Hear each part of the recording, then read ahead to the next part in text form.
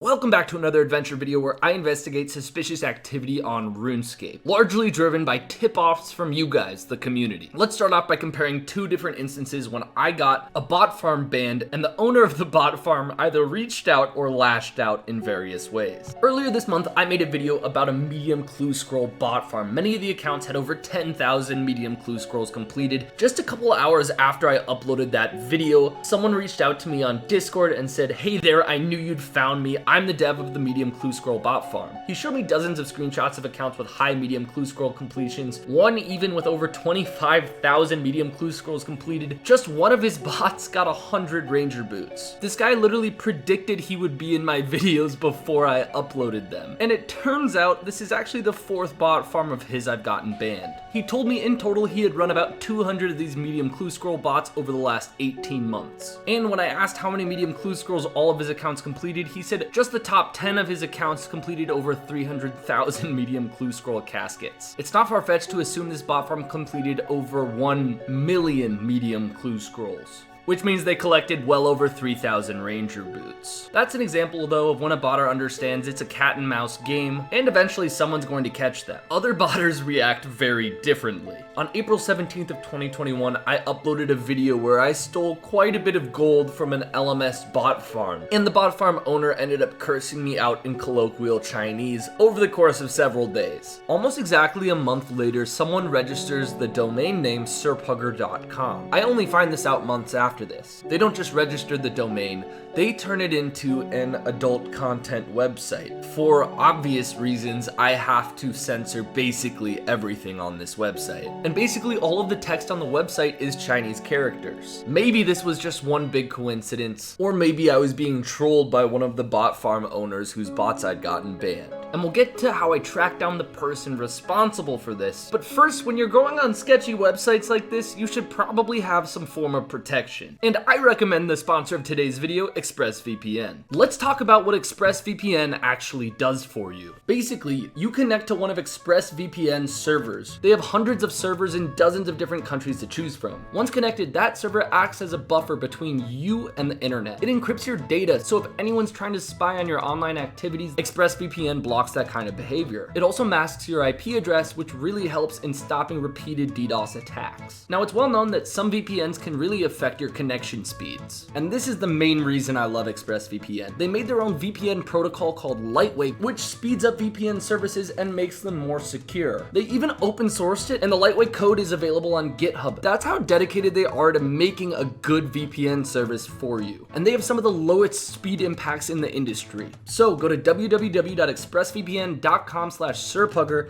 to find out how you can get 3 months for free. The link is in the description. Thanks to ExpressVPN for sponsoring this video. So, fortunately, I had a lead on who might have made this website. At the bottom of the website, there was an email address. So obviously, I emailed the address. Very politely, I just asked if the person owned the website. Within a couple seconds, I got a response. Google translated it for me as, "If you're interested in advertising cooperation, please contact me to provide advertising contact at," and then a username. I emailed back like 6 different times without getting a reply, even offering $1,000 for sirpugger.com. No response, but I later figured out this was just an automated reply setup to the email address. I then literally hired GoDaddy to contact the owner of the website and offer them money for me to buy it. Obviously, I wanted to get it taken down. I had GoDaddy offer $250, and a couple weeks later, GoDaddy reached out to me and said they found the seller, and the seller counter offered $1,200. There was one other avenue, that username the automated email sent. I had checked every platform I could think of that had an @ symbol. A couple of my viewers actually helped me track the username down. The account was on Telegram.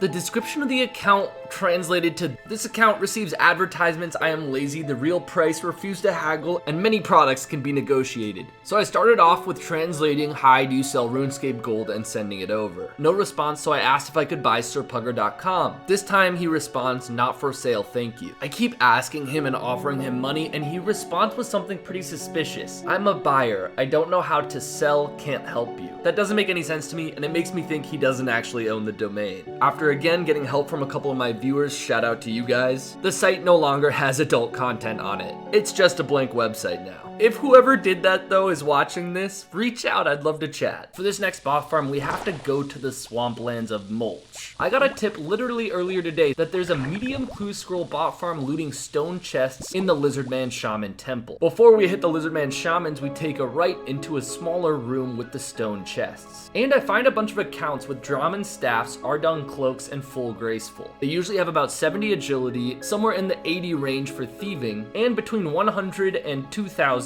medium clue scrolls completed. In just 20 worlds, I found about 5 of these bots. At first, I didn't put 2 and 2 together, and I didn't realize why they were thieving the stone chests. If you look at the stone chests loot table, their loot is a lot of bolt tips, a lot of seeds, but, and I didn't know this, they actually drop medium clue scrolls at a rate of 1 in 100. Not only are these bots getting relatively low but decent GP per hour just from thieving the stone chests, on top of that, they're doing all of the medium clue scrolls they get, which is thousands in some of these accounts cases. It can't be a coincidence that I find one medium clue scroll bot farm and then just a couple weeks later another one pops up doing a different method. Whoever made this bot farm though was pretty smart in choosing content that's pretty unpopular these days to get their medium clue scrolls. Every so often, a bot farm owner decides that he doesn't need to train construction on his bots and he should just have them all go through one of the public houses on World 330, usually either to use a restoration pool or a specific teleport. And what that means is we can see the full scale of a bot farm that's spread across worlds in one place. I got a tip that there were lots of level 17s with amulets of glory and in monk's robes using the houses in World 330 to access a Xerix talisman, which of course teleports you all around Zaya. The only stats of these accounts were 44 or 45 prayer and exactly 12 magic. At first I thought they were using one specific house, but later I realized they were also using the other top houses being advertised. And in each house I checked, there was a consistent stream of them coming in. After using the mounted talisman to teleport to a few of its locations,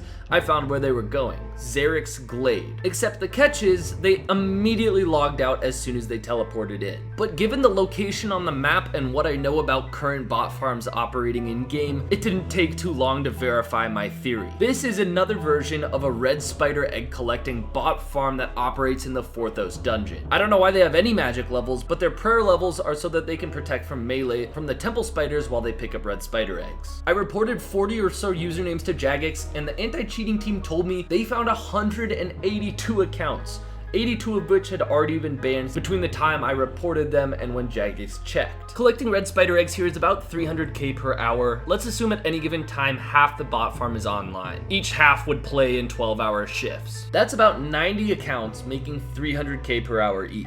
On average, they're going to be making 27 mil per hour total. Since they're switching off, they're operating 24 hours a day, which leads to a daily gold collection of 648 million GP, or 200 to 250 US dollars per day. And looking at the price of red spider eggs in the last month, we can see exactly when the farm started up, which is when the price went from 650 GP each down to below 500 GP each. However, that's not the only bot farm I noticed using the public player-owned houses here. In fact, it's not even the only bot farm using the Xerix talisman. Less frequently than the red spider egg bots, there were naked level 23s using the Xerix talisman as well. I first checked the Xerix Glade and they did teleport in, but they don't instantly hop off World 330. They run straight northwest, and I didn't bring a stamina potion, so I almost lost the bot when my run ran out, but luckily they had just gotten to their destination, the Arceus Library, and there were 6 or 7 other level 23 bots in the library as well. It seemed as though they were gathering books and turning them in for Arceus favor. And I actually get a tip about this later on, that there are lots of bots, again in World 330, in the Arceus Library, and as you can see, there are like 30 plus bots here running around like ants. And I was super curious to see what these bots were going to turn into. About a week later, I looked up a bunch of the usernames, and most of them had 23 rune crafting and 43 crafting. But I'm pretty sure that means these guys were mining dense essence and turning it into dark essence blocks. My best guess is they're then going to turn it into one of the Arceus spellbook teleport tablets. I'm submitting the usernames to Jagex, so hopefully they'll be banned very soon. Time for an interesting bug that was sent to me. If you go to a free-to-play city and use the rooftop agility course, while you're on top of the roofs, you can actually switch to a free-to-play world. You can't get up there if you started in a free-to-play world. And from my testing at least, I found that you fail any sort of obstacle you try to go over. Not exactly a game-breaking bug, but I found it cool. In the last couple months, I've got multiple tips about similar looking PVM accounts chopping teaks southwest of Castle Wars. And I think some of the tips correctly identified what these accounts were geared for. Rune Dragons. They're in full Juster Shard with a Torture Amulet and a Dragon Hunter lance. They have bare minimum stats for Dragon Slayer 2 except for slightly higher woodcutting from cutting the teaks. It looked like a couple of them were just starting out with mid-90s melee stats, but some of them had over 50 million XP in attack strength and defense. This account right here, Z Polarian, was also chopping with a bronze axe. I'm not fully understanding what's going on here.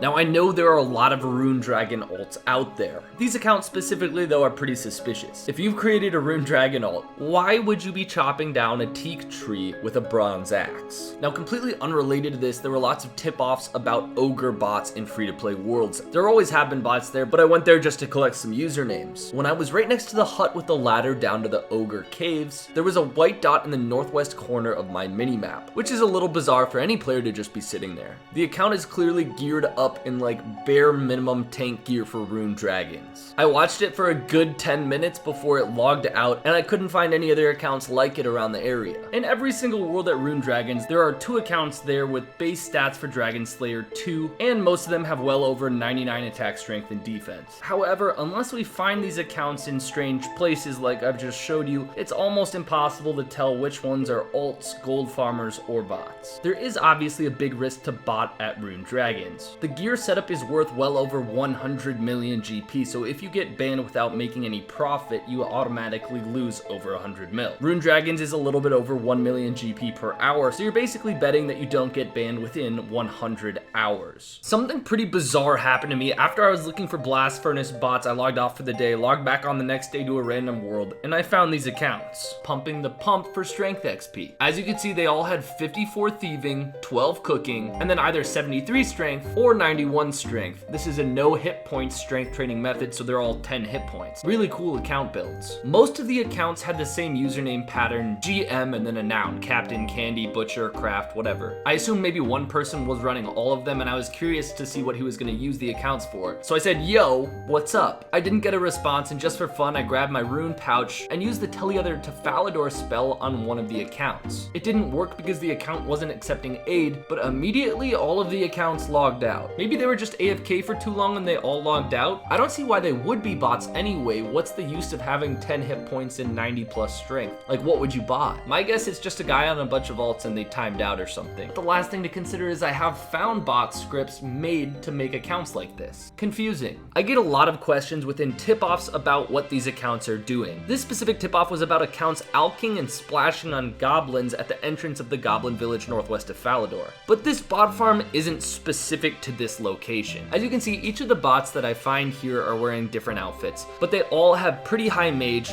50 attack strength and defense, and at least 51 agility. These are all baby mage-only Zoll Robots in the making. Whatever botters are running all of these Zoll Robots know they need a less trafficked location to train up their accounts so they get reported less and receive fewer bans before they even hit Zora. So accounts like these pop up in a large variety of relatively hidden locations, usually alking and splashing on random NPCs. If you see one, just make sure to report it and know that it's a Zoll Robot in the making. One of the largest, longest running bot farms in the entire history of RuneScape has been completely wiped off the map. And I'm pretty sure it's because of the latest PvP update loot keys. A few weeks ago I made a video about it. You could make 4 to 6 million GP per hour just by farming green dragon bots, and now they're all gone. I feel like there are a lot of areas not that many people traffic in the entire world of RuneScape, and that is a prime target for bots to thrive. One such example is the ruins of Camdozel, which is one of the relatively recent updates to free-to-play. I hopped through every free-to-play world and only found maybe 3 to 5 total free-to-play players using the mines, other than a large amount of bots mining clay down there. All combat level 29 to 31 with